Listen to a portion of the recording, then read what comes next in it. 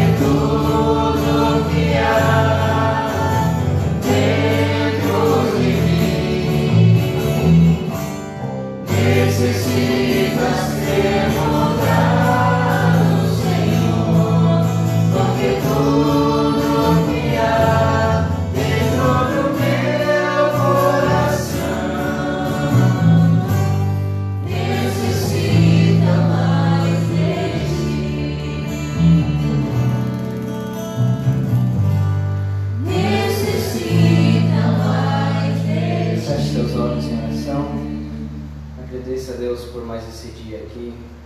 Agradeça a Deus pela saúde, pela proteção. Ó Pai, renova os nossos corações a cada dia, a cada manhã, com a sua misericórdia.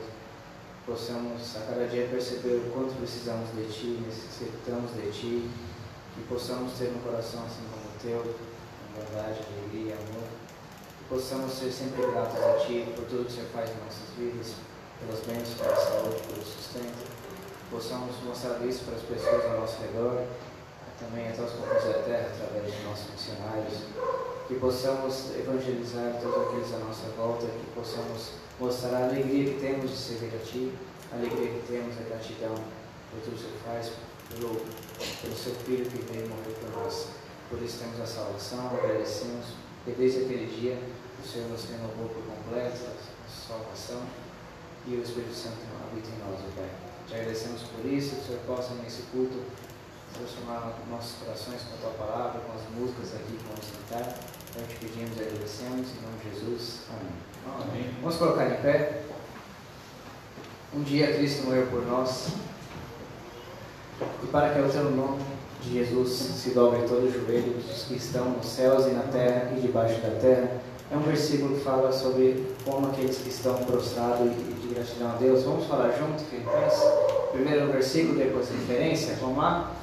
para que ao nome de Jesus se dobre todo o joelho dos que estão nos céus e na terra e debaixo da terra. Filipenses 2:10.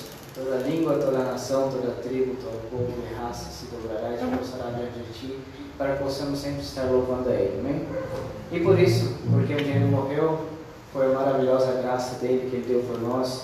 É uma graça imensurável, graça sem fim. É uma graça que é maior que toda a nossa preocupação, porque Ele tem cuidado de nós. É o que nós vamos cantar.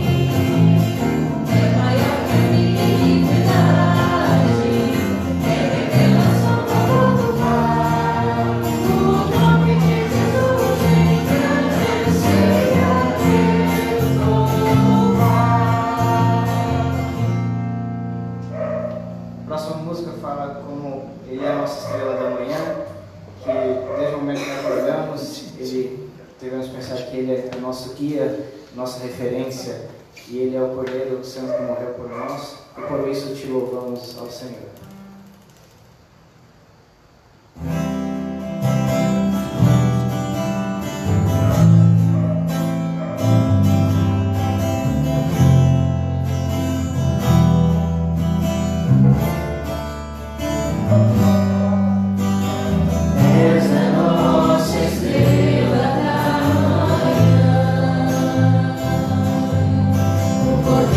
Santo que nos trouxe a paz.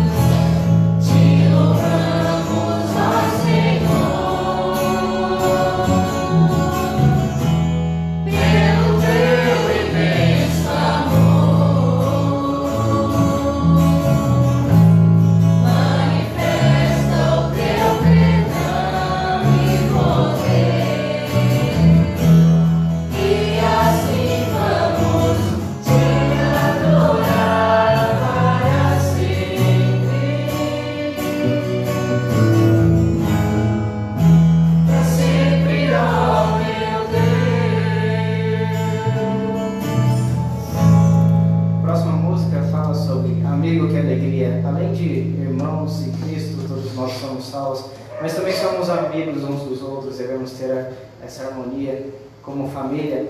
E que alegria ter você aqui, que alegria nos faz vontade de cantar e dizer que Cristo por nós muito fez e por isso devemos dar glória a Ele, pois é muito bom conhecer cada um de nós. Enquanto a gente estiver cantando, vamos cumprimentar uns aos outros, dando um abraço, aproveitar esse momento, tá bom?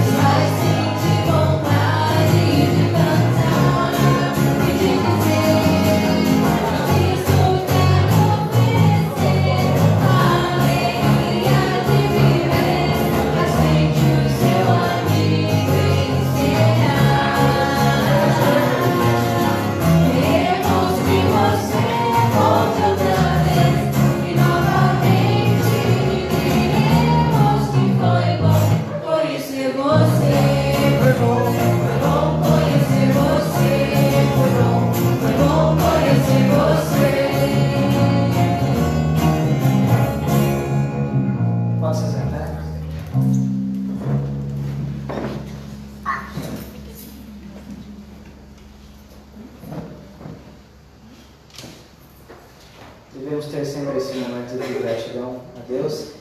E também lembrando sobre o nosso mês do amigo, que começa nesse mês de março. Já pega seu convitinho lá no mostruário também. E tem o convitinho também no WhatsApp, para quem quiser, no Facebook, para poder convidar seus amigos durante esse mês. Vai valer pontos, vai valer prêmios, então já comece a campanha de trazer mais amigos. E o incentivo dessa vez é não apenas trazê-lo, mas incentivá-lo a voltar mais vezes. Quanto mais vezes ele vier, mais pontos você ganha, mais chance de você ganhar os prêmios que estão ali, o seu visitante também. Então já começa aí a campanha do mês do amigo, tá bom? Enquanto a gente estiver cantando essa música, fala sobre como agradecer a Deus. Nós vamos ter momentos de recolhimento, dízimos e ofertas aqui na frente. Também tem uma caixinha para as crianças, que é como agradecer a Deus por tudo que Ele fez por nós, por tudo que Ele fez, morreu, as bênçãos que Ele deu por nós.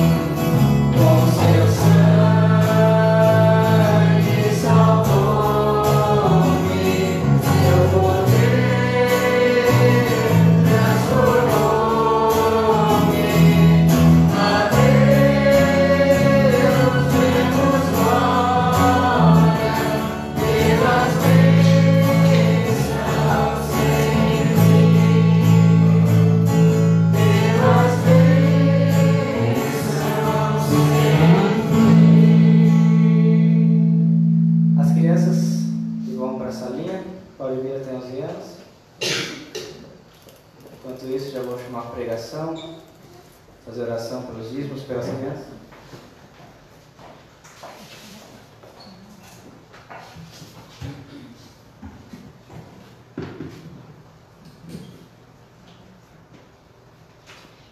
Muito bem, vamos orar então pelo culto infantil. Senhor, obrigado por essas crianças que aqui estão, aqueles que os trouxeram. Também pedimos a tua bênção sobre as professoras que vão estar com essas crianças. A cada semana, um desafio de ensiná-las a respeito da tua palavra. E que mais uma vez, ó Deus, a tua palavra tenha poder para falar com essas crianças e ensiná-las a respeito da tua vontade. Seja conosco aqui, fala conosco, bem como também agradecemos aos dízimos de ofertas recolhidos, que sejam úteis para a tua obra. Assim nós oramos e agradecemos em nome de Jesus. Amém. Amém. Bem, as crianças podem sair.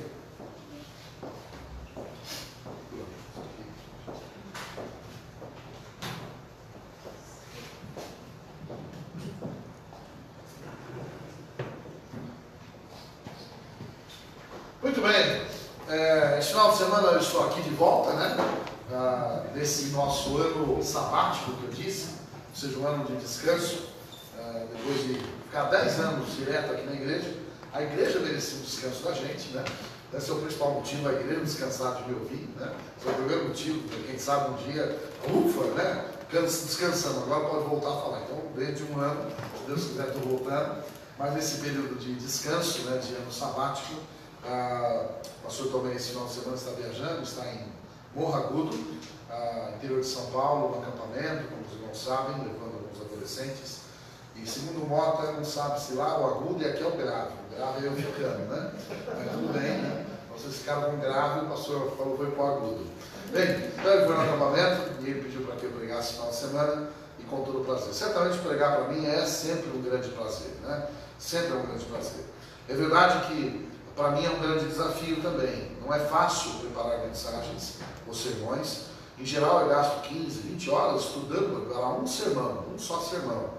Então são muitas horas da semana que eu utilizo para preparar um sermão. Então é um grande desafio, né? Às vezes, principalmente com minha vida secular, trabalho fora.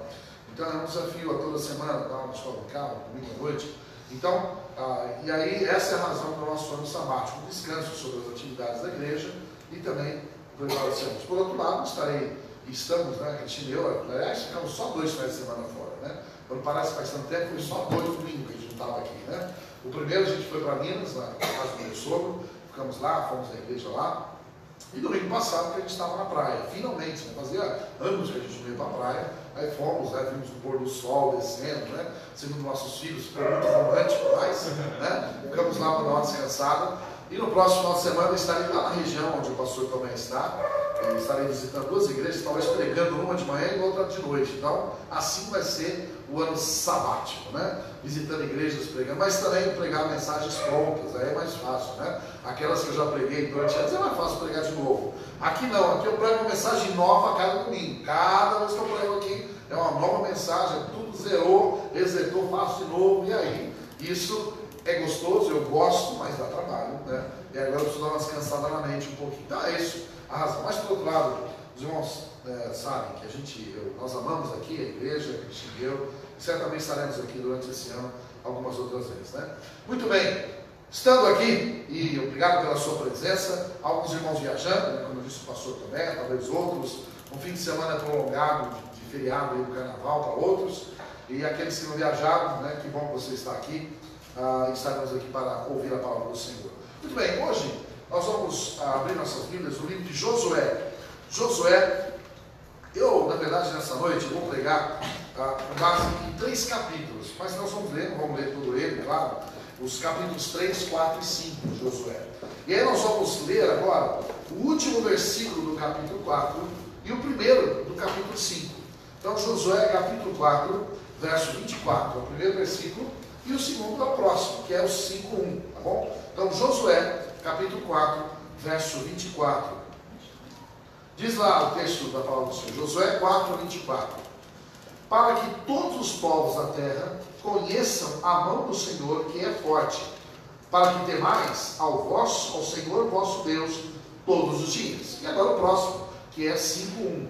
E sucedeu que, ouvindo todos os reis dos amorreus, que habitavam desse lado do Jordão, ao ocidente, e todos os reis dos cananeus, que estavam ao pé do mar, que o Senhor tinha secado as águas do Jordão, de diante dos filhos de Israel, até que passassem, desfaleceu-lhes o coração, e não houve mais ânimo neles, por causa dos filhos de Israel.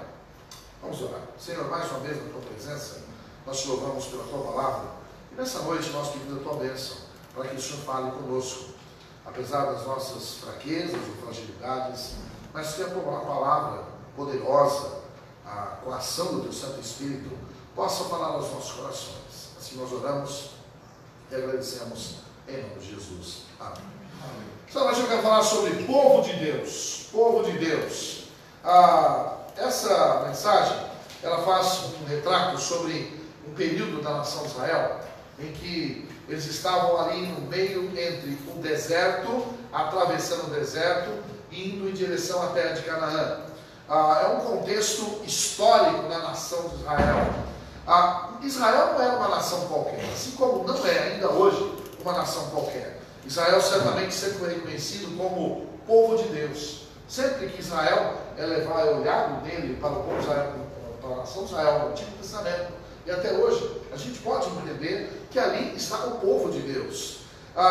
E Israel não foi escolhido por acaso. Deus escolheu aquele povo para ser seu povo. Foi uma escolha do próprio Deus. E por que Deus escolheu o seu povo naquela época, no Antigo Testamento, a nação de Israel, para o seu povo, para ser o seu povo? E aliás, foi o alvo do projeto de Deus até a vinda do Senhor Jesus. Quando Israel rejeitou Jesus, Deus formou para si um outro povo. Que povo é esse?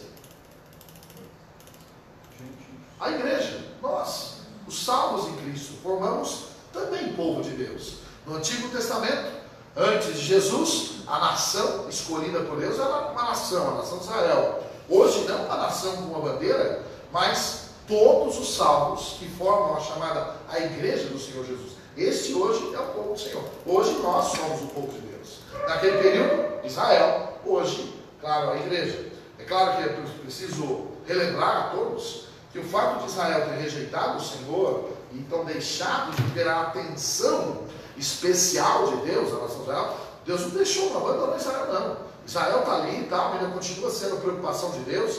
A Bíblia fala que é a menina dos olhos de Deus, e vai chegar um momento em que Deus não descuida de Israel, não deixa que Israel jamais será destruído, e Deus vai voltar a focar os seus olhos em Israel no futuro. Bom, mas o retrato aqui que nós queremos ter é uma nação, um povo para ser chamado de povo de Deus. Por que Deus sempre tem alguém, ou uma nação, ou um grupo, para ser chamado o seu povo nesse mundo? Porque Deus sempre tem o seu povo nessa terra. É simples. Para que o mundo olhe para o povo e reconheça Deus. Ou seja, é mais ou menos como os filhos do Roberto. Você olha para os filhos do Roberto e sabe que eles são filhos do Roberto. Por quê?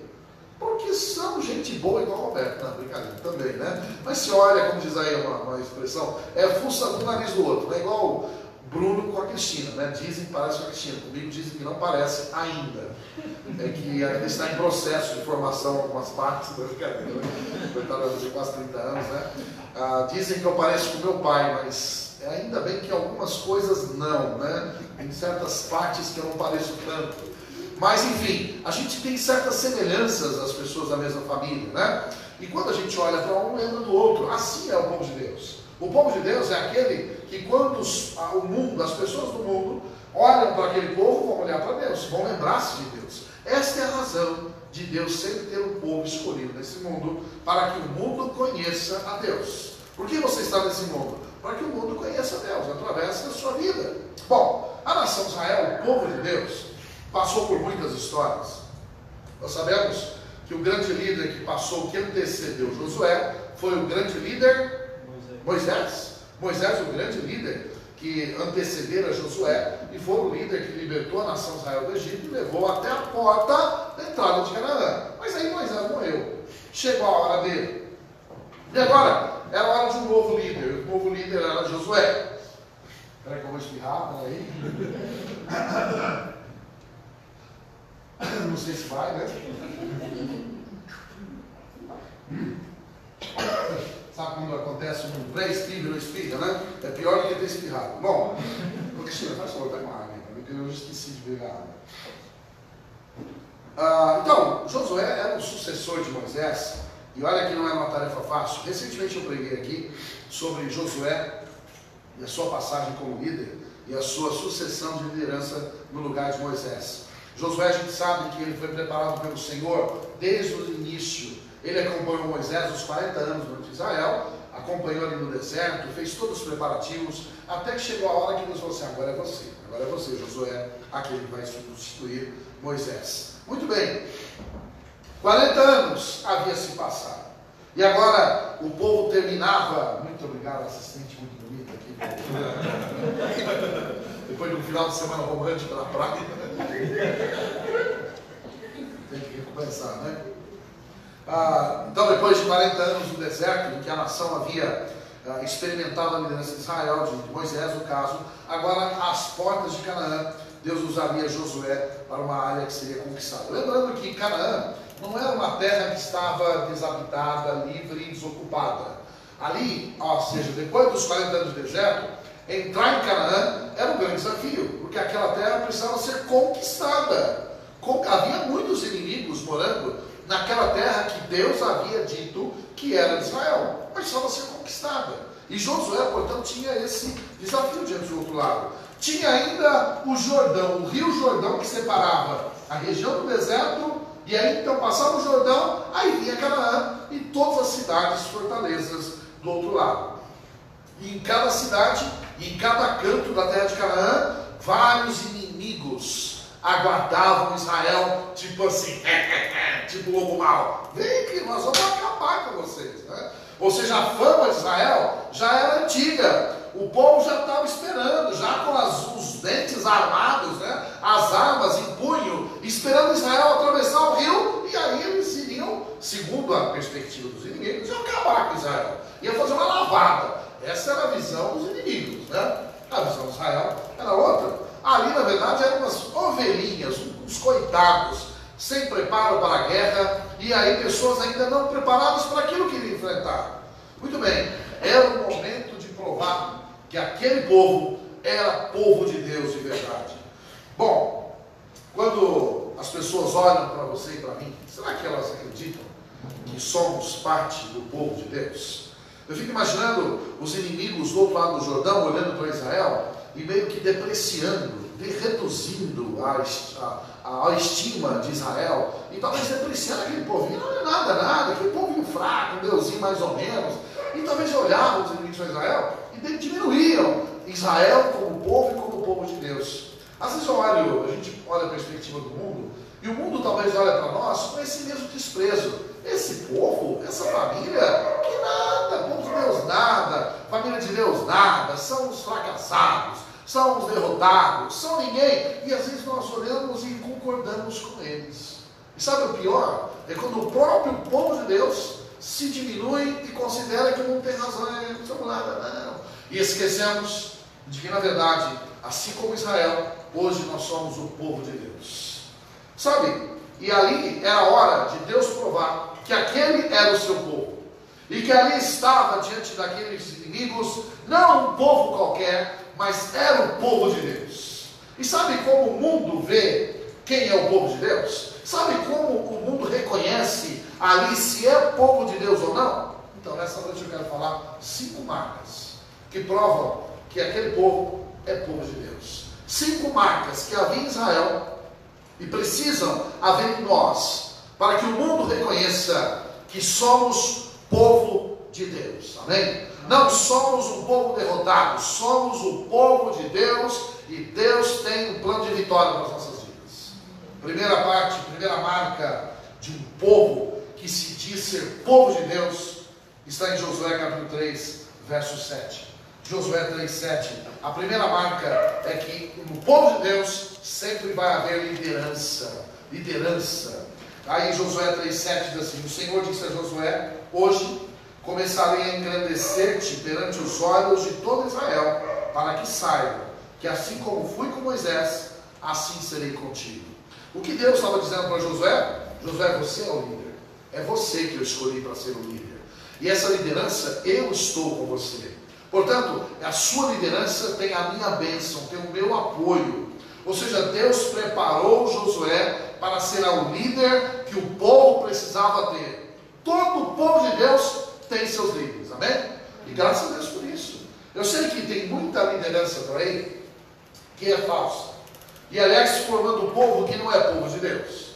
Aliás, tem muitas lideranças ou igrejas ou religiões que formam um povão, tem um grande líder, mas é um lobão, um lobo mau, que está lá, na verdade, tentando retirar e extorquir do povo aquilo que o povo consegue. Na verdade, não quer dizer que quando alguém é um líder forte, ele é um bom líder. Não, e tem a bênção de Deus. Não, mas o povo de Deus sempre terá a liderança preparada pelo Senhor, como foi com Josué. Quando eu digo liderança, eu não estou dizendo apenas sobre o líder principal, como era Josué nesse caso. Mas nós sabemos que no período de Moisés, durante toda a trajetória de Moisés, durante os 40 anos do deserto, Moisés preparou líderes para todas as áreas do povo. Havia líderes sobre 1000, líderes sobre 100, líderes sobre 10, líderes sobre 10.000, ou seja, a nação de Israel era dividida em áreas de lideranças, e portanto havia grandes líderes e pequenos e médios líderes. A nação era dividida em pequenas lideranças. Cada líder, não importa o tamanho do grupo que lidera, no povo de Deus também tem a bênção e o preparo de Deus. Eu fico feliz em nossa igreja, que nessa igreja tem se desenvolvido lideranças. E eu espero, e nosso desejo, a nossa oração, é que Deus levante também pastores. Amém?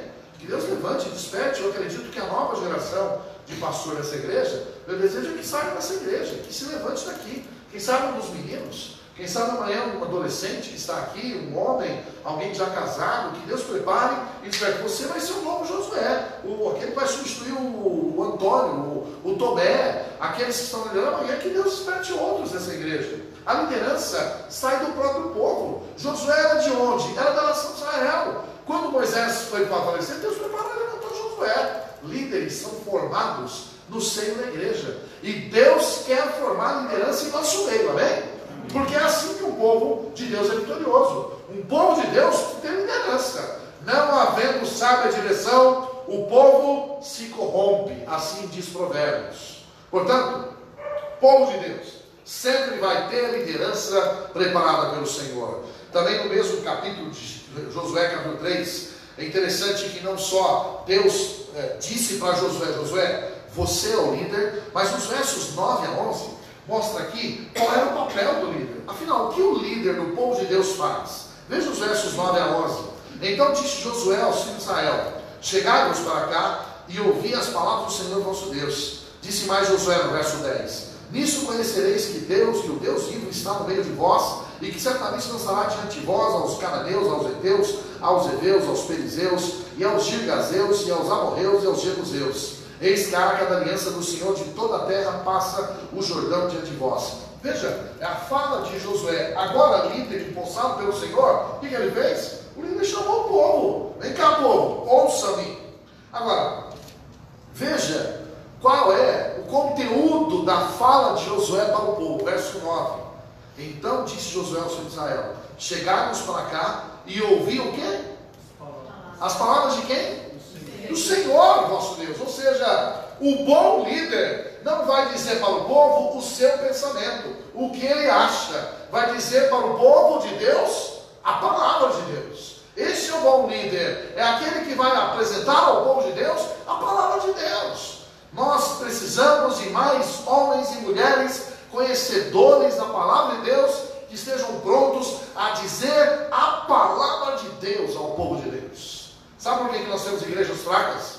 Muitas por aí. Porque ouvem pouco a palavra de Deus. Ouvem tanta coisa, menos a palavra de Deus. Lideranças fracas são aquelas que falam mais de si ou dos seus próprios pensamentos do que da palavra de Deus. Josué era um homem chamado por Deus, preparado por Deus, para falar a palavra de Deus àquele povo que estava diante dele. E curiosamente, nesse conteúdo da palavra de Deus, havia um desafio. Olha, vocês vão ver que Deus é Deus mesmo. Veja o verso 10. Agora vocês vão conhecer que Deus é Deus, porque Ele vai fazer a gente passar a terra e vai chegar ao outro lado, os inimigos vão ver. Ou seja, veja um líder que encorajava o povo de Deus a confiar em Deus e a ver Deus na ação ali que estava planejada. Um líder e uma liderança do povo de Deus vai ser como esse Josué, um homem chamado por Deus para falar a palavra de Deus, com os desafios de Deus, com o encorajamento de Deus.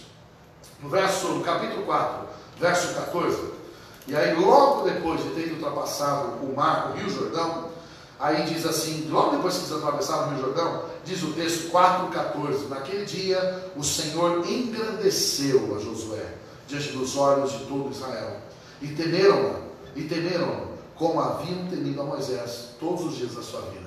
É curioso que os versos do capítulo 3 foi antes de passarem o Rio Jordão. Agora, depois Josué fala, vamos passar. Agora o capítulo 4 é, já passamos. E agora, se havia alguma dúvida aos olhos daquele povo, de que Josué era um filho de Deus, era um líder do povo de Deus, não havia mais. Sabe por quê? Porque agora a vitória sobre o Rio Jordão já tinha acontecido. Já tinha passado, já haviam conquistado o Rio Jordão, estavam do outro lado do rio, e agora a liderança de Josué estava estabelecida e confiável perante o povo. Achei curioso que no final do ano, o pastor Tomé falou e afirmou que não ia chover no dia da festa de Natal, né? Eu vi muita gente brincando sobre isso, né? Eu pensei, pastor Tomé, vamos pensar no plano A, não vai chover, e nós vamos fazer lá fora e vai chover. E o Alexandre depois falou assim, pastor, mas não vai chover, Alexandre. Pode naquelas nuvens lá fora, não vai chover. E não vai, ele afirmou que não ia chover. Bom, se ele disse, quem somos nós, né? E aí nós sabemos o resultado, né? Do outro lado da peça, não choveu. Não choveu, as nuvens formaram, fecharam, ficou um dia agradabilíssimo, mas não choveu. Alexandre falou depois para mim, se o pastor também falar que eu tenho que agora pular, eu vou pular. E você falou que não choveu, agora que digo nele, né? Mas é mais ou menos como Josué, né? Josué falou para o povo, vamos atravessar? Será? Atravessar. Agora, opa, Josué realmente é de Deus, né? Josué agora é líder de Deus. Mas sabe, durante a estrada e a história do povo de Deus, líderes do povo de Deus serão reafirmados, porque em conexão com Deus, levarão o povo a grandes vitórias. Como foi Josué? Depois que venceu o Rio Jordão, todo mundo acreditou que Josué era o líder que estava sobre aquele povo. Eu fico imaginando quantos desafios pela fé um líder tem que levar o povo a agir, né? E muitas vezes com incredulidades, né? E às vezes os desafios são grandes, mas como povo de Deus, nós temos que entender quando Deus ensina, Deus nos desafia, temos que ir o líder, seja ele o líder pastor ou o líder de ministérios, todos nós somos responsáveis por levar o povo de Deus, a nossa área, nosso ministério, para os desafios que Deus tem para nós. Liderança, essa é uma das marcas de um povo de Deus sério. A segunda marca do povo de Deus é santificação. A primeira é liderança, a segunda é santificação. Diz Josué capítulo 3, verso 5, antes de passarem pelo Jordão. Lembrando aqui, já disse, no final do capítulo 3 e 4 eles passam pelo Rio Jordão e Seco, que nós vamos chegar lá daqui a pouquinho. Mas aqui é antes. Antes de passarem pelo Rio Jordão, Josué disse para o povo essas palavras. Disse Josué também ao povo, santificai-vos, porque amanhã fará o Senhor maravilhas no meio de vós. Aqui nós temos um líder que sabia muito bem como as coisas funcionam. Enquanto funciona, deixa eu ligar esse funcionador para ver se funciona também, que aqui está ficando calor, né? Aqui nessa frente calorenta aqui, né? Mas Josué sabia muito bem como as coisas funcionam. Deus não tem prazer em lidar com um povo sujo, um povo contaminado, um povo cheio de sujeiras deste mundo. Deus não tem prazer de dar vitórias a alguém que não tem uma vida separada para Ele. Deus não tem prazer de abençoar uma família em que o casamento está afundado. Deus não tem prazer em abençoar um casal em que os dois não se falam. Aliás, a Bíblia fala que as janelas do céu estão fechadas. Quando o marido e a mulher não se conversam, 1 Pedro 3,7, as orações são impedidas. Deus não tem prazer de falar, de agir, de abençoar um casal, um casamento que está fora do projeto de Deus. Deus não abençoa uma igreja que vive no pecado. Deus não abençoa um jovem que está vivendo na sujeira. Deus não abençoa um povo que vive contaminado com esse mundo. Deus não abençoa um cristão que nesse momento está no carnaval pulando lá no meio. Tem que dizer a verdade. Não abençoa, irmãos. Deus não tem pacto com o pecado, né? Deus tem pacto com os separados, com aqueles que dizem não ao pecado. Quando a Cristina e eu nos casamos, no dia 2 de abril de 88, vai fazer 31 anos agora, nós dois entramos no altar de branco. Eu tinha 21 e ela também, 21 anos, a gente tem 11 meses de diferença, mas naquele dia a gente tinha 21 anos os dois. Nós entramos os dois de branco, namoramos 3 anos e decidimos que nós iríamos nos casar virgens. Nós decidimos que iríamos casar sem manter qualquer relação sexual entre nós. Sabe qual foi a decisão nossa? Não porque nós não tínhamos desejo, não, mas porque nós tínhamos um propósito de honrar ao Senhor com os nossos corpos. Nós queríamos que Deus abençoasse o nosso casamento. E nós fizemos um pacto de santificação, de separação na vida sexual, até que nos casássemos. E o nosso primeiro ato sexual foi depois de casarmos, porque nós decidimos que nós queríamos que Deus abençoasse o nosso casamento. Sabe por que nós fizemos isso? Porque eu creio em que Deus tem prazer em abençoar famílias que se separam do pecado, amém? Um casal que se separa do pecado. Um casal, uma família que está longe do pecado. Uma igreja que vive longe do pecado. Um jovem, uma jovem que se purifica de todo o pecado. Irmãos, o povo de Deus tem que ser conhecido como alguém diferente, amém? Se nós somos iguais ao mundo, então você não é povo de Deus, você é povo do mundo. Nós estamos aqui para sermos diferentes, para que as pessoas olhem para nós, podem até rir, como talvez riram de nós, casar com virgem, não, pode rir, mas a decisão foi porque Deus iria ser honrado em nosso casamento. Essa é a razão. Eu sou homem, ela é mulher, mas nós queremos honrar o Senhor. Que pena, poucos hoje têm um propósito de se casarem virgens. Hoje até no meio da igreja, essa sujeira virou comum. Sexo está liberado. Como assim? E o projeto do Senhor? Irmãos, se queremos ver amanhã maravilhas, como diz o texto, o que diz o texto? Santificai-vos, porque amanhã fará o Senhor maravilhas por meio de vós. Nós queremos as maravilhas hoje, mas sem uma santificação. Queremos que Deus faça por nós, sem que a gente se decida a fazer em honra a Ele. Como assim? Que troco é esse? O povo de Deus vai viver uma vida separada, né?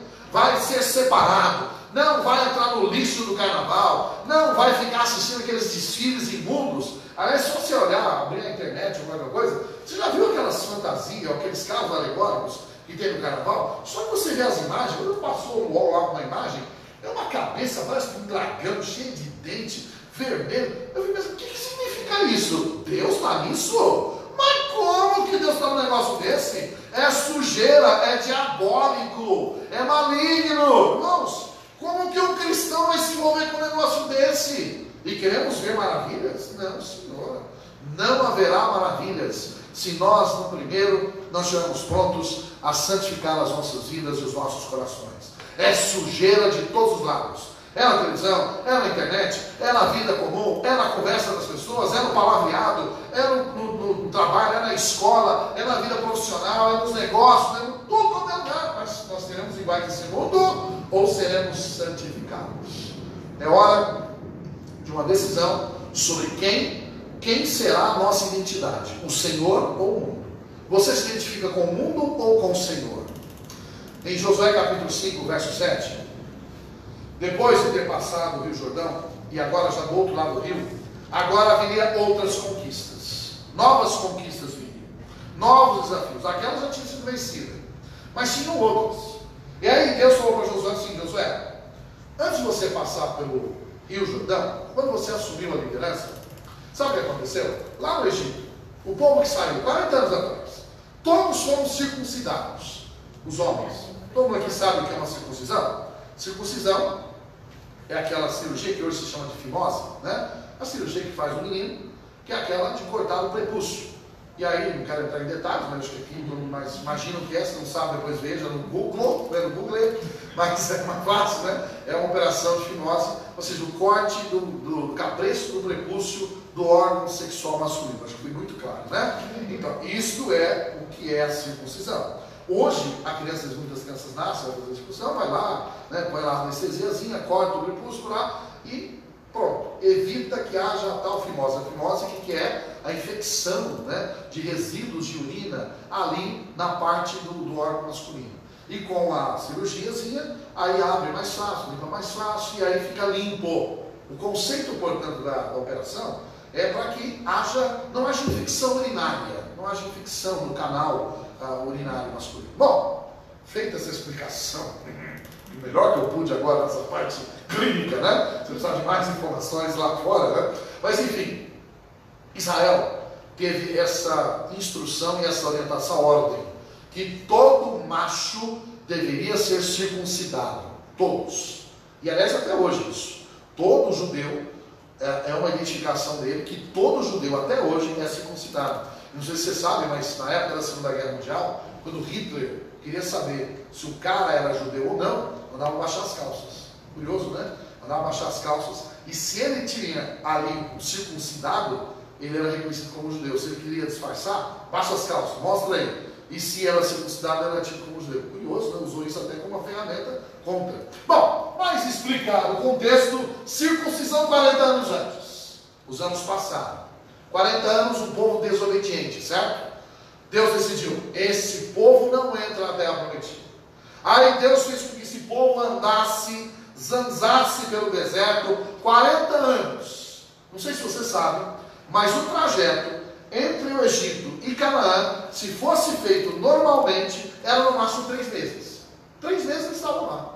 Mas Deus forçou que eles ficassem 40 anos no deserto para uma aprendizagem e para que todos a geração dos incrédulos, morresse no deserto e só os filhos desses entrariam na terra Canaã. Incrível, né? Como Deus foi aparentemente cruel, mas eles foram desobedientes. Bom, agora, os circuncidados morreram no deserto. E agora entraram à beira de Canaã sem circuncisão. Então Josué falou assim, Deus falou, agora é a hora da circuncisão desses todos. E aí chegou o dia dele. Nessa hora, o que deve ter sido difícil para os homens, né? Se para as mulheres tem épocas difíceis no mês, naquele dia deve ter sido um negócio, uma sensação horrível. Até porque não tinha hospital, não tinha anestesia. Ali diz o texto, no capítulo 5, que Josué mandou afiar umas facas de pedra, numa região terrível, né, daquelas, e aí pegou a faca de pedra e falou assim, é agora, turma, vamos fazer a fila ali, ó. E aí foi a circuncisão. Bem, por mais esquisito que parecesse, evidentemente é um projeto de Deus para marcar ali a mudança do conceito em que o povo de fato estava obediente à lei, e com isso, com a pureza naquela área resolvida, Deus queria que também essa circuncisão fosse no coração. Como assim? Tinha que cortar o coração? Não. Espiritualmente falando, a circuncisão física, que era um sinal de limpeza, também deveria haver espiritualmente no coração. Por isso que Paulo fala mais tarde, os incircuncisos de coração. Não é que tem que cortar o coração, mas é a questão da sujeira do coração. Muito bem. Ali era a hora da circuncisão. E aí, no verso 5, 7 de Josué diz assim, porém, em seu lugar pôs a seus filhos, ou seja, os pais já tinham morrido, a esses Josué circuncidou, porquanto estavam incircuncisos, porque os não circundaram no caminho. Ou seja, ali a hora em que todo aquele povo havia de ser circuncidado. Por que razão? Desculpa, por que razão isso? Porque era parte do plano de limpeza, de projeto de santificação. Ou seja, era tão sério, e é tão sério para Deus, que o povo seja separado, que até nisso Deus fez absoluta questão que na entrada da nação de Israel, em Canaã, a circuncisão dos incircuncisos fosse ali realizada. Vocês querem maravilhas amanhã? Hoje é hora de limpeza. Hoje é hora de desafios.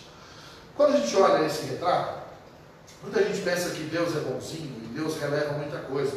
E que Deus deixa passar um monte de sujeira nossa. Mas não foi bem assim não, né? Quando a gente olha a seriedade nessa área que Deus tratou Israel, isso mostra a seriedade que Deus trata com o seu povo e que trata com você e comigo.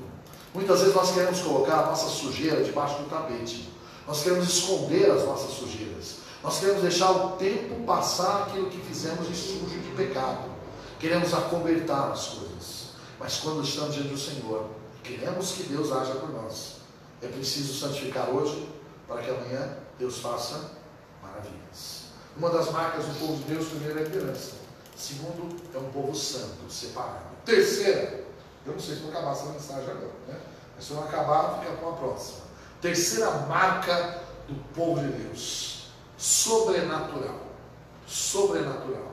Essa é a palavra-chave dessa marca do povo de Deus. Veja comigo, Josué 3, 14 a 17. Josué 3, 14 a 17. Diz lá: e aconteceu que, partindo o povo das suas tendas para passar o Jordão, levavam os sacerdotes a arca da aliança adiante do povo. E quando os que levavam a arca chegaram ao Jordão, e os seus pés se molharam na beira das águas, porque o Jordão transbordava sobre todas as suas ribanceiras, todos os dias da ceifa. Verso 16: pararam-se as águas que vinham de cima, levantaram-se num montão, muito longe da cidade de Adão, que está ao lado de Zaretã. E os que desciam, ao mar das Campinas, que é o mar salgado, foram de todos separados. As que desciam, ao mar das Campinas, que é o mar salgado, foram de todas separadas. Então passou o povo em frente de Jericó. E finalmente, verso 17: porém, os sacerdotes que levavam a arca da aliança do Senhor pararam firmes em seco no meio do Jordão, e todo Israel passou a seco, até que todo o povo acabou de passar o Jordão. E veja o verso 18 para completar o pensamento. E aconteceu que, como os sacerdotes que levavam a arca da aliança do Senhor subiram do meio do Jordão, e as plantas dos pés dos sacerdotes se puseram em seco, as águas do Jordão se tornaram ao seu lugar e corriam como antes sobre todas as suas ribanceiras. Sobrenatural. O que é o sobrenatural aqui? Lá estava a nação de Israel, um povo que tinha uma liderança constituída por Deus, um povo que tinha ouvido ao Senhor e a liderança para se separar e se tornarem santos. E aí vem então Deus agindo, fazendo maravilhas, o sobrenatural. Aqui estava, entre Israel e Canaã, um largo rio, um rio transbordando de águas. O texto diz, inclusive, que era o dia das ceifas e o rio transbordava. Portanto, não era um riozinho de água, não. Um rio cauduloso de águas, o Rio Jordão. E aí, entre a conquista e o povo, esse rio. E agora? Nos tempos de Moisés, nós sabemos a história diante do Mar Vermelho, não é isso? O que aconteceu diante do Mar Vermelho? Moisés levantou a vara e o mar se abriu em seco e o povo havia passado, não é isso? Aí tinha aqueles que tinham ouvido a história, eu estava lá vendo assim, quero ver agora Josué. Aquilo era o mar, agora que é o rio. Será que Josuézinho, o Zezinho, vai fazer o que o tio Moisés fez, né? E aí diz o texto que a orientação de Josué foi muito clara, dada por Deus. Josué, é assim. Sabe os sacerdotes?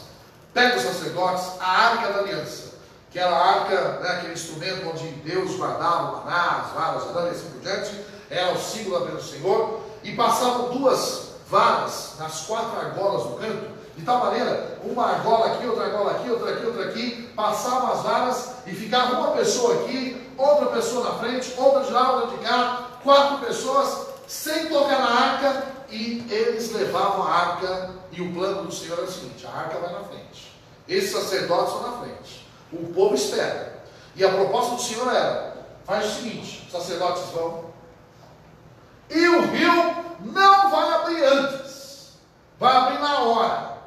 Puxa, aí é difícil, hein? Por quê? Está vendo o riozão? Então, vai. Aí o texto diz assim: eles tinham que pôr o pé na água, chegaram. Punho lá na época de Moisés, não, o mar se abriu antes de chegar, agora não.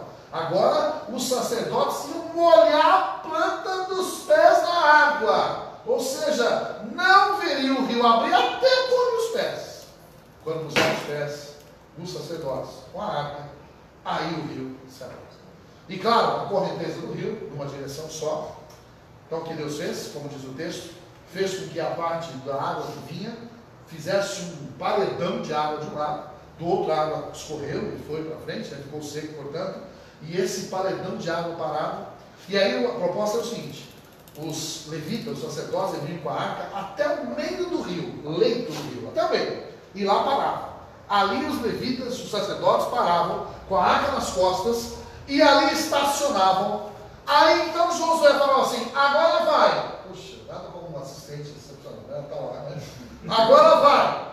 E aí o povo começou a passar. Eu não sei se eu queria ser o primeiro, o último, mas certamente não sei se eu queria ser um daqueles sacerdotes lá da arca, né? Primeiro porque eles ficaram vendo o rio, né, o paredão na frente deles o tempo todo, enquanto todo Israel passava. Passou uma tribo, passou outra e outra. Enquanto não passou o último, só quando passou o último, Josué falou assim: agora eles podem ir. E aí eles foram. Agora o povo já tinha passado. Mas antes de passar, eles tinham que pegar umas pedras no meio do rio, depois a gente vai falar sobre isso, para levar para fazer um altar. Mas enfim, agora que todo mundo passou, Josué fala: agora pode ir no rio. Aí os sacerdotes foram e atravessaram o leito do rio. E diz o texto que tão logo, no verso 18, e quando os sacerdotes pisaram em seco do outro lado do rio, as águas de novo. Ou seja, não é sobrenatural. Isso era normal? Seria normal acontecer isso? Não seria normal. Não seria explicável. Não seria algo possível de acontecer pela ação humana. Isso só podia acontecer com a ação sobrenatural de Deus. Sabe, nós somos parte de um povo que assiste Deus fazendo milagres o tempo todo, né? O povo de Deus é um povo que deve estar acostumado, ou deveria estar acostumado, a ver Deus fazer milagres. Amém? Sabe por quê? Porque nós não servimos um Deus morto. Não é um Deus frio. Não é um Deus que esquece. Não é um Deus que desprezou o seu povo. Não. Em toda a história da humanidade, Deus sempre realizou milagres com o seu povo. Amém? E Deus faz milagres hoje? Puxa, quanto milagre que Deus faz. Deus transforma gente que nem parece que vai ser transformado, não é verdade? Deus pode transformar qualquer pessoa em nosso meio, de um tranqueira, num grande servo de Deus, não pode? Deus pode curar alguém de uma doença e fazer com que a doença desapareça, amém?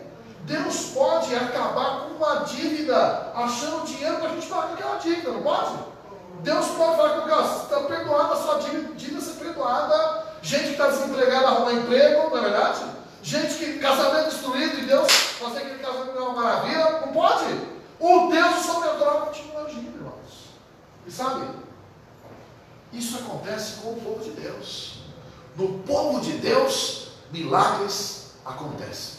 Mas sabe, o que é preciso antes do sobrenatural? Que nós sejamos separados. Muitas vezes nós queremos ver o excepcional, o sobrenatural, o milagre, sem que antes a gente coloque as nossas vidas na disposição do Senhor. Irmãos, Deus tem prazer em fazer algo diferente, espetacular na sua vida e na minha vida. Deus tem prazer de atender a nossa necessidade. Deus tem prazer de nos resolver as nossas circunstâncias difíceis. Deus tem prazer de agir na sua vida e na minha vida. O problema é que muitas vezes nós não preparamos o terreno para Deus agir. Ou seja, vivemos a nossa vida como se Deus existisse, como se Deus não agisse mais, como se o milagre não acontecesse, mas pior, vivemos uma vida contaminada com o mundo e queremos receber de Deus um monte de presentes. Irmãos, eu preciso inverter a história. Santificai-vos hoje, porque amanhã o Senhor quer fazer maravilhas em nosso meio. Bom, o povo de Deus é um povo que está acostumado a ver o sobrenatural. Israel tinha visto Deus fazer grandes coisas, tinha se esquecido. E agora viram novamente, naquele momento, Deus fazer algo sobrenatural. E veriam, aquelas pessoas veriam também Deus fazer grandes coisas ali para frente. Quarta marca do povo de Deus. São apenas 5, está acabando, tá? A quarta marca do povo de Deus é a celebração. Veja comigo Josué capítulo 4, versos 8 e 9. Alguém pode ler, por favor, em voz alta? Eu não vai colocar? Josué 4, 8 e 9. Alguém leia, por favor, em voz alta. Fizeram, pois, os filhos de Israel, assim como Josué tinha ordenado. E levantaram 12 pedras do meio do Jordão, como o Senhor dissera a Josué, segundo o número das tribos dos filhos de Israel. E levaram-nas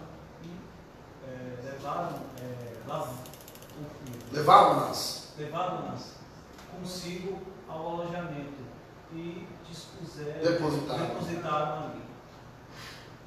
Verso 9. Levantou Josué também 12 pedras no meio do Jordão, no lugar onde estiveram parados os pés dos sacerdotes, e levavam a arca da aliança.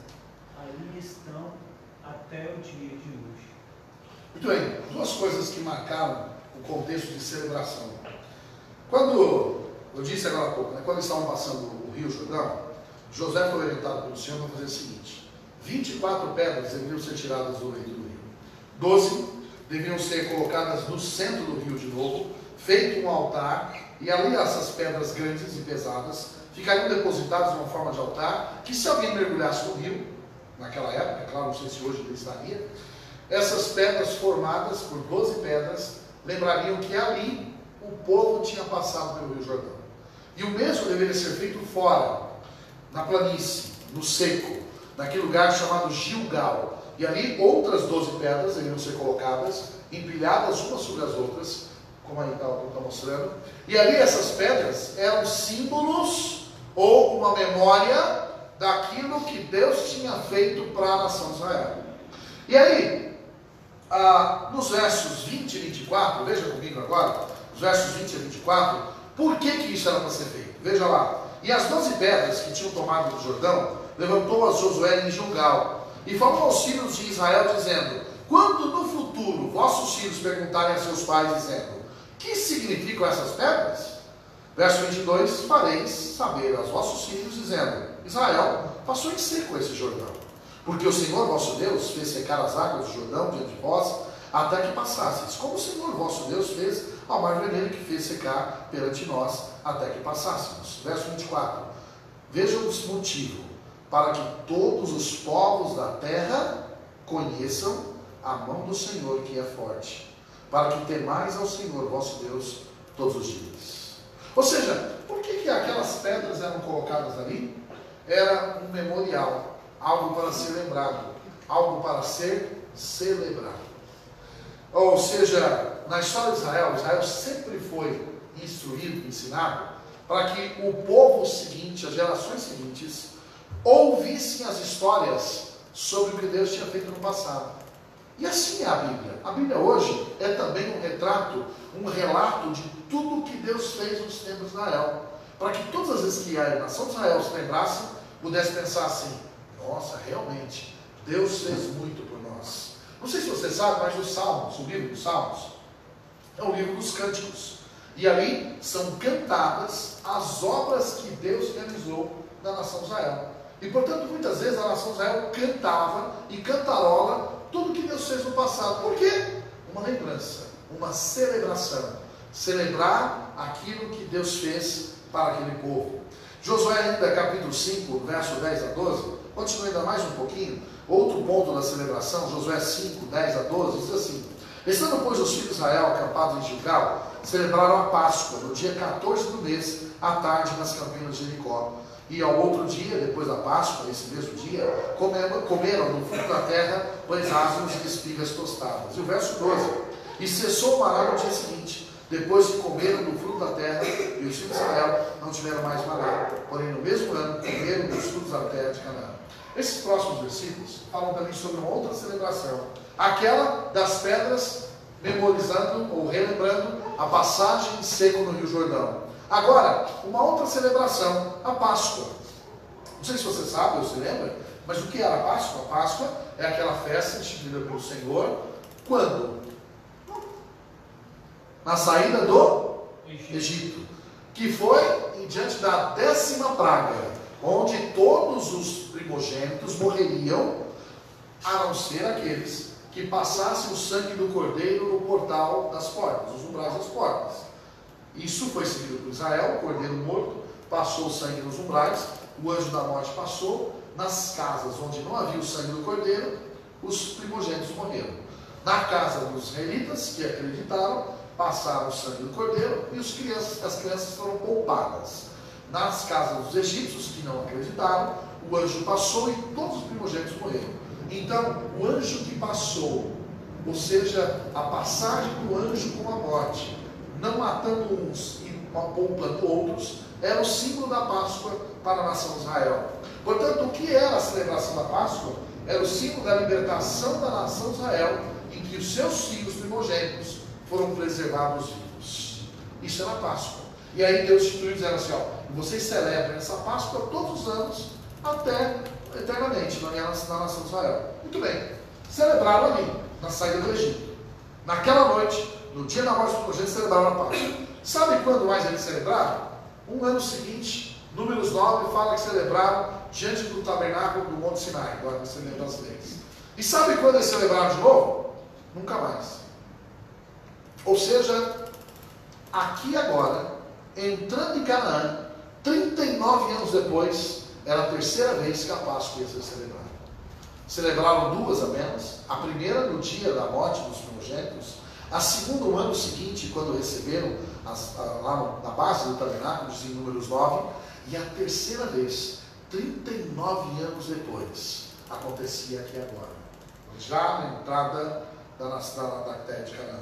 E curiosamente, lá em Gênesis 12 diz o seguinte, que nenhum incircunciso poderia participar da ceia. Desculpa, da ceia. Da Páscoa.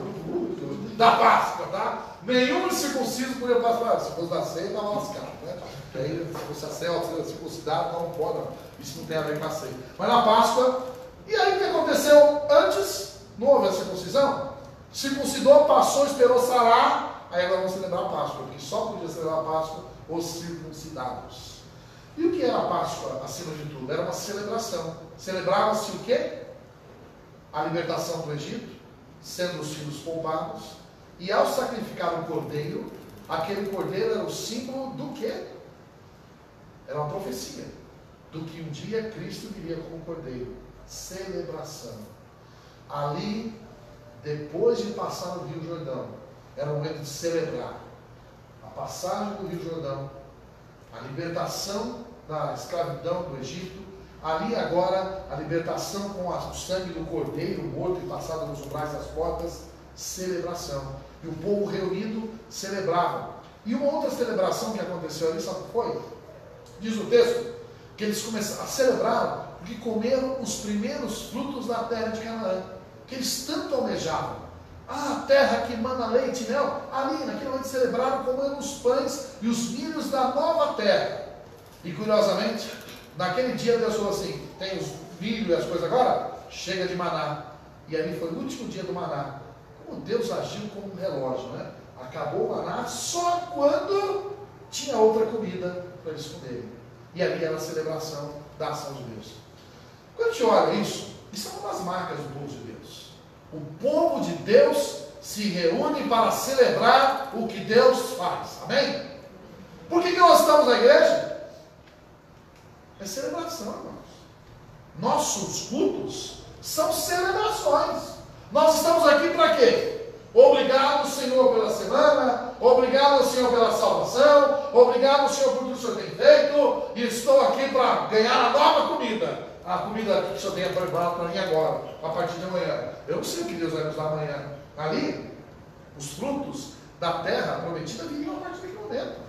Uma nova refeição viria. Irmãos, cada vez que o povo de Deus se reúne, é uma celebração, é um memorial, é uma gratidão por tudo que nós temos recebido do Senhor, é lembrar do que Deus tem feito e quanto Deus ainda fará por nós. Amém? Isso é uma das marcas do povo de Deus. Eu já vi gente dizendo assim, não precisa ir na igreja para adorar a Deus, não. Mentira.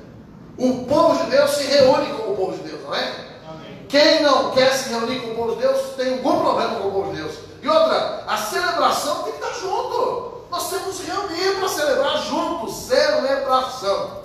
Adianta você fazer uma festa só para você? Vou fazer uma festa no meu aniversário. Quem você convidou? Ninguém, só eu. Não, você faz sozinho. Que chato, né? Que egoísta. Tem gente que quer celebrar o culto de adoração a Deus assim, eu celebro sozinho, lá no meu quarto, no cantinho. Não. Comunhão, devoção é outra coisa. O seu devocional é outra coisa. Agora, celebração, os nossos cultos, por que tem gente que foge? O povo de Deus vai ter prazer em celebrar um culto em harmonia, em comunhão na casa do Senhor. Essa é uma das marcas do povo do Senhor, celebrarmos juntos. Porque eu vou me alegrar com aquilo que Deus fez na sua vida, você vai se alegrar com aquilo que Deus fez na minha vida, e nós, como povo de Deus, vamos ter muitas coisas comuns a celebrarmos diante do Senhor. O povo de Deus celebra culto de adoração ao Senhor. Amém? Quinta e última coisa, senão vocês não vão querer ir embora mais, vão achar que bom, ou daqui a pouco alguns vão querer sair antes de terminar o culto. Josué capítulo 5, verso 13 a 15, a última marca do povo de Deus é desafio, é a palavra desafio. Veja comigo, Josué 5, 13 a 15. Na verdade, antes, vamos comigo Josué 3.1. 3.1 primeiro, por gentileza. Josué 3.1. Josué 3.1. 3.1. Esse é o 4. Josué 3.1. Diz lá: levantou-se, pois, Josué de madrugada, e partiram de Sitim, e ele e todos os filhos de Israel, e vieram até o Jordão, e pousaram ali, antes que passassem. Esse é o primeiro desafio. O primeiro desafio que Josué, como líder, tinha que fazer o povo passar era, saindo do deserto, parar na beira do rio Jordão, e dizer: é do outro lado que está o nosso desafio. Mas o povo disse: mas espera aí, do outro lado, e nós vamos passar esse rio de que jeito? Aí ele iria dizer: esse é o primeiro desafio. Esse é o nosso próprio desafio. E aí, curiosamente, a gente já sabe agora, e já vimos a história, que eles passaram, viu? Passaram. Chegou do outro lado do rio, acabaram os desafios. Acabaram? Não. Agora tinha outros desafios. Aliás, essa é uma das marcas do povo de Deus. Sempre virão novos desafios. O povo de Deus é marcado por desafio após desafio. Sabe por quê? Porque Deus quer testar uma palavrinha de 2 letras em nossas vidas, que é fé. Sabe por que Deus manda desafios? Para testar a nossa fé. A nossa fé é o quanto nós confiamos em Deus. Esse povo aqui nessa hora é um povinho que não acreditava em nada. E aí, aqui Josué leva esse povo na beira do rio, a olhar o rio e a cidade até de Canaã do lado. Isso aqui é impossível. Josué: não. Santifica hoje que amanhã Deus vai fazer algo sobrenatural. Mas era preciso ter fé, na verdade.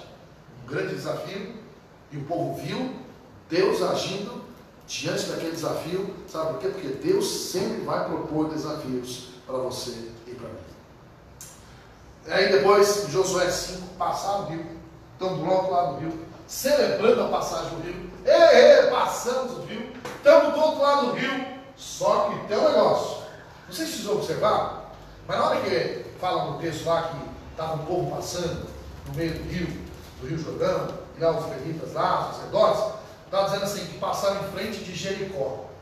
Não sei se você sabe, mas na história seguinte, nos capítulos seguintes, vão mostrar um momento em que a nação de Israel, o desafio será entrar em Jericó. Lembra da história de Jericó? Aquela cidade fortaleza? Não vou pregar hoje sobre isso, né?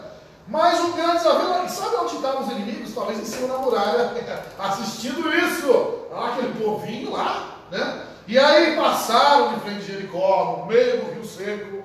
Aí lá de certo, daquela fortaleza de Jericó, passaram no seio daquele povo, já ficou com medo.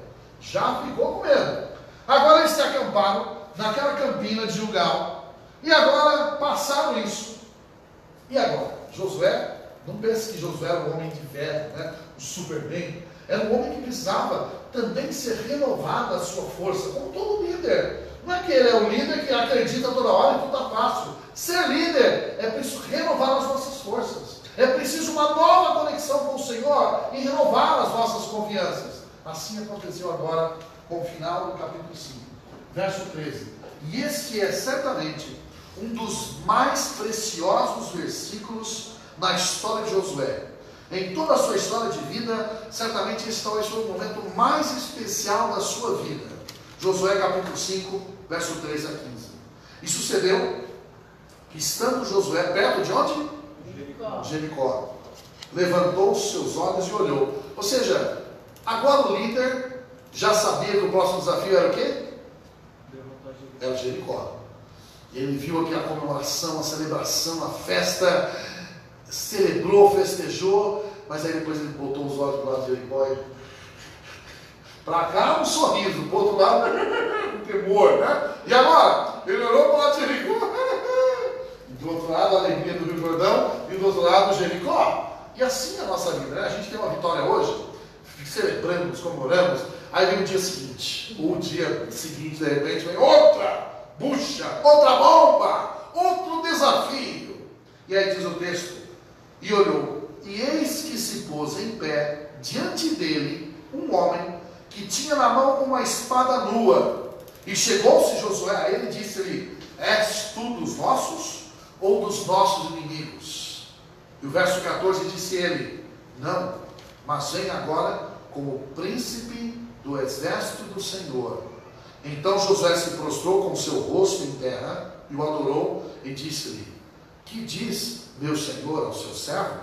Verso 15: então disse o príncipe do exército do Senhor a Josué: descalça os sapatos de teus pés, porque o lugar em que estás é santo. E assim fez Josué. Irmãos, esse é um dos momentos mais preciosos na história de Josué. Uma grande vitória naquele dia anterior e um grande desafio pela frente. E eu imagino que no lugar de Josué deve ter pensado: xiii, aqui pode ter sido fácil, mas ali não é fácil não. Josué olhou e pensou assim: agora, como é que eu vou fazer para agora levantar esse povo a vitória de uma cidade tão forte como essa? E olhou para Jericó, mas entre ele e Jericó apareceu esse cidadão. E aí diz o texto que o anjo ali, essa pessoa se apresentou como o príncipe do exército do Senhor. Quem era esse personagem que fez com que Josué se ajoelhasse e ainda dissesse que adorou porque o lugar era santo? Nenhum anjo aceitaria tal adoração.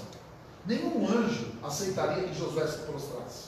Aliás, lá no final de Apocalipse, João quis se curvar perante um anjo que lhe falava, e o anjo disse: não se ajoelhe perante mim, que eu sou um servo seu, somente adore a Deus. Então, outro ser dos céus aceitaria ser adorado, a não ser o próprio Senhor. E aqui quem era a verdade? O próprio Senhor Jesus, 2000 anos antes de nascer. Nós sabemos que Jesus não nasceu de Maria, ele já existia, ele nasceu humanamente falando, mas ele sempre existiu. Aqui é nada mais, nada menos que o próprio Senhor Jesus pré-encarnado, numa das poucas e raras situações que acontece no Antigo Testamento, em que é chamada de aparições antropomórficas, forma de homem do Senhor Jesus. E aqui, Jesus se apresentando numa forma humana perante o líder Josué. E aí, o que ele tinha na sua mão? Uma espada. Por que Jesus tinha uma espada na mão? Porque essa era a preocupação de Josué, não era? A preocupação de Josué era que ia ter uma guerra. E ele estava pensando nas suas espadas. E que a espada dele, a espada do povo, mais a espada de todo mundo, ia derrotar aquele povo. Aí vem Jesus com a espada. O que Jesus quis dizer com a espada? Não é a sua não, é a minha. Quem vai trazer vitória aqui nesse desafio é a minha espada. Ou seja, ali Jesus queria mostrar, o Senhor queria mostrar a Josué, havia sim um novo desafio, mas a guerra não era só dele, a guerra era do Senhor, e era o Senhor quem iria dar uma nova vitória. O desafio que Deus coloca ao povo de Deus vai exigir fé, vai exigir dependência, vai exigir confiança, mas não vai depender só de mim ou de você. É aqui o Senhor estava dizendo para ele: ó, sozinho, nem pensar. Sozinho não é a sua batalha. Essa batalha é nossa. E eu vou estar à frente dessa batalha. O que o povo de Deus tem que aprender sempre é que todas as batalhas daquele que se diz chamar-se povo de Deus, jamais será apenas do povo de Deus. Mas toda batalha, todo desafio que vier à frente do povo de Deus será travada também pelo Senhor. Amém? É Ele quem está na frente das nossas batalhas, é Ele quem está na frente dos nossos desafios. E que bom quando um líder conversa com o Senhor diante do grande desafio antes. Uma das coisas que chama a atenção nesse contexto é que Josué, naquela hora, ele simplesmente se prostrou e adorou. Muitas vezes nós, como líderes, ou aqueles que são líderes, se esquecem de que, apesar da dependência do povo lá atrás, da sua liderança, mas todo líder depende também de nutrir-se e alimentar-se do Senhor. Um líder que se preza, um líder do Senhor, também se curvará ao Senhor e ali alimentará a sua força, porque a força de qualquer um de nós vem do Senhor. E Josué estava sendo ali fortalecido pelo Senhor para o grande desafio. É uma pena quando alguns querem achar que a liderança humana é suficiente para todas as vitórias. Esquecemos que dependemos do Senhor à nossa frente. Ele, com a espada na mão, é quem nos dará a vitória. E o texto aqui emerge o ciclo da vida. O final do versículo diz assim: então disse o príncipe do exército do Senhor a Josué: descalça os sapatos dos teus pés, porque o lugar em que estás é santo. E assim Josué fez. Sabe por quê? Porque Deus levantou um líder. Esse líder, o que Deus ia fazer? Levar o povo à santificação, para depois levar o povo a ver um ato sobrenatural, para depois disso o povo celebrar e comemorar, e depois vir um novo desafio. Aí esse novo desafio, o líder ia pegar aquele desafio, levar o povo à santificação, para depois vir o sobrenatural, para depois celebrar. Olha, não é um ciclo.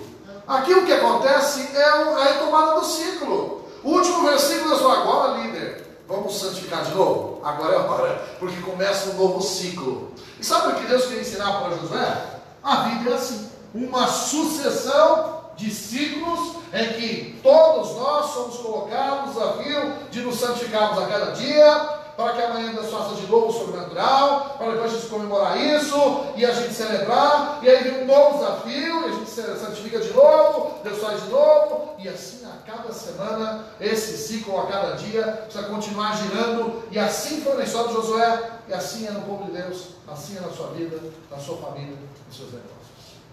Se nós queremos a bênção do Senhor, é preciso que esse ciclo seja contínuo, separarmos, porque todos os dias Deus quer fazer maravilhas em nosso meio. Amém? Amém. Povo de Deus. E a minha pergunta final é: você prestou atenção nos primeiros 2 versículos que eu li no início da mensagem? Veja de novo os 2 primeiros. Por que eu separei os 2 versículos que nós lemos no início da mensagem? Veja comigo lá.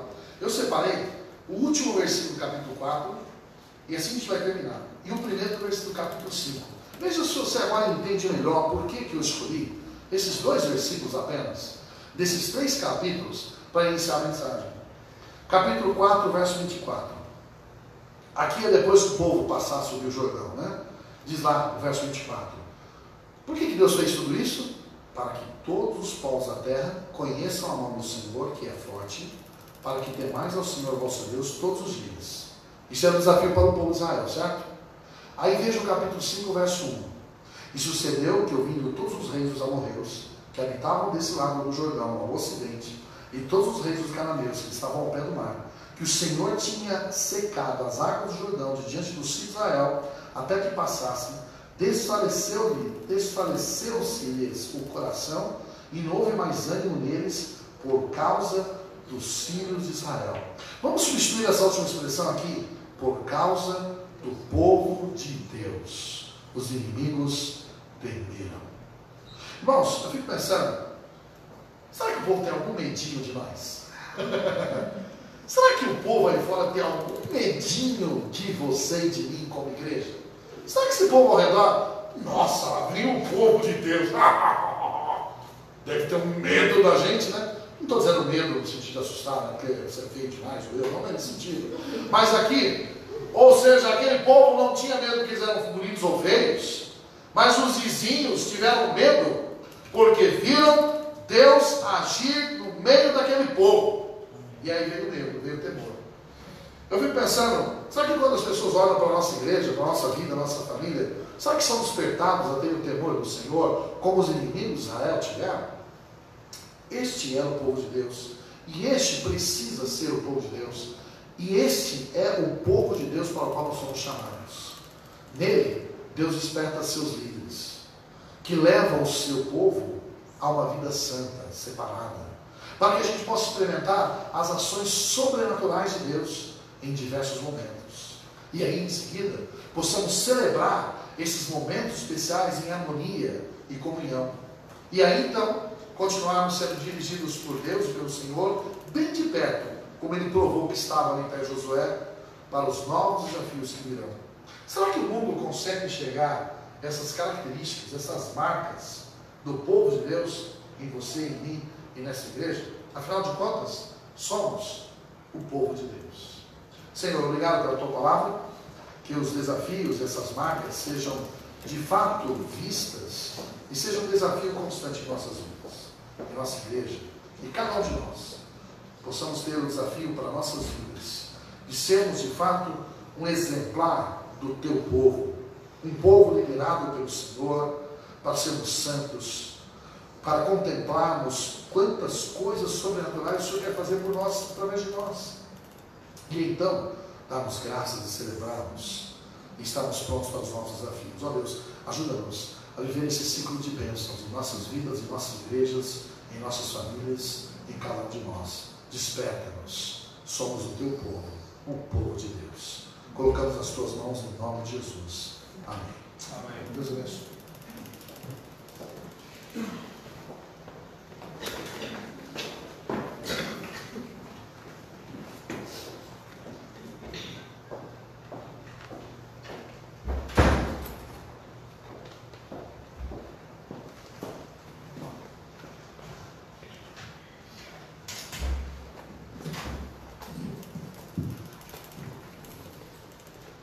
Vamos colocar em pé.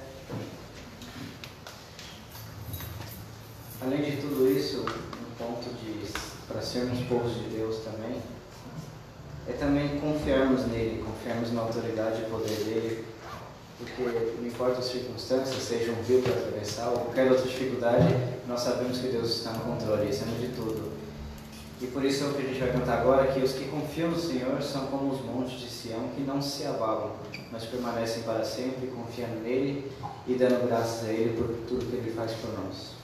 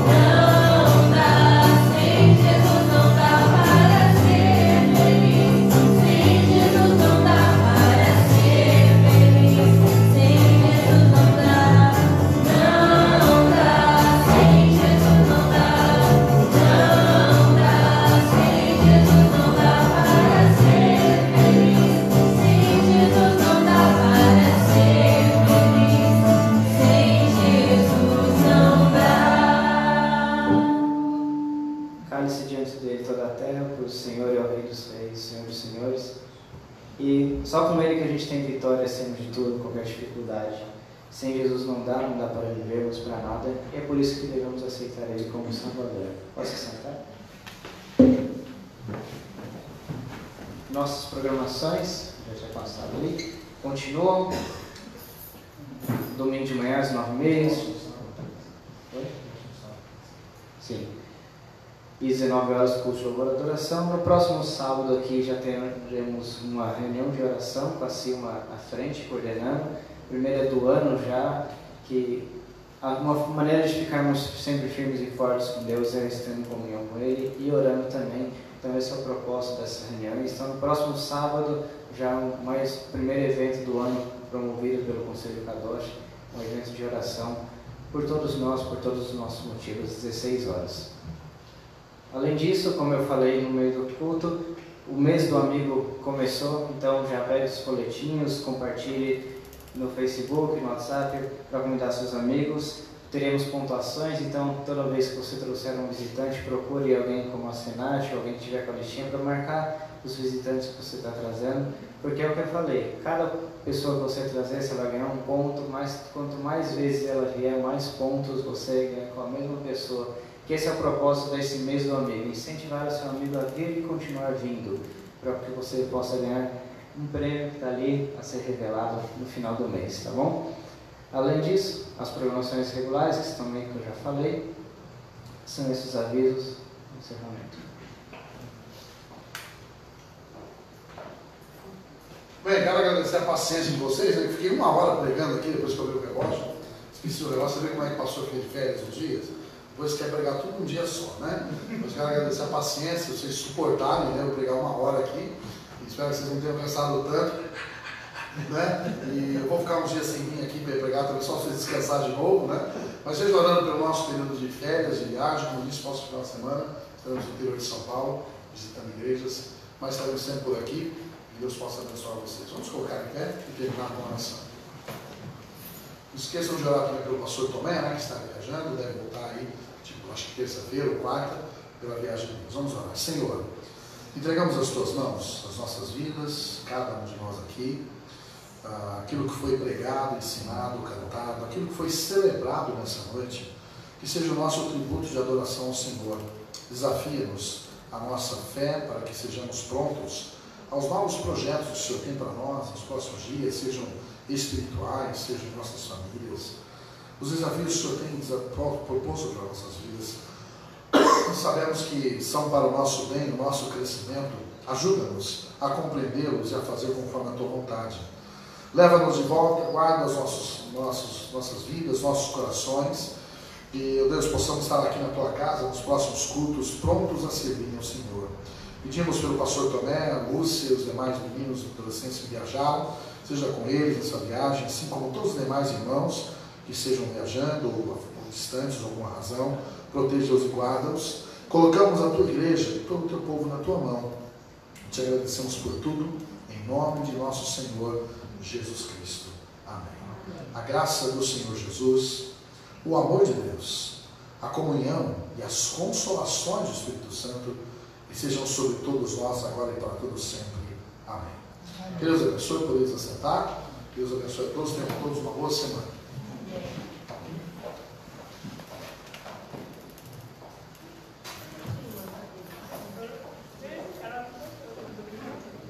Um recado que eu esqueci de falar.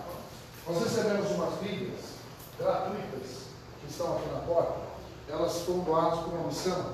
E essa missão coloca essas Bíblias de graça nas nossas mãos, para que seja dada essa Bíblia a quem precisa, ou quem não tem, alguém que precisa de uma Bíblia. Então, se você não tem uma Bíblia e precisa de uma, tem 2 tamanhos aqui, uma maiorzinha e uma menor, são bonitinhas, a capa dura e tal, mas elas são de graça. Elas são para você, ou para alguém que você conheça. Se você quiser levar uma Bíblia, está à disposição, estão aqui na cadeira ao lado, fica à disposição, tá bom? Deus abençoe.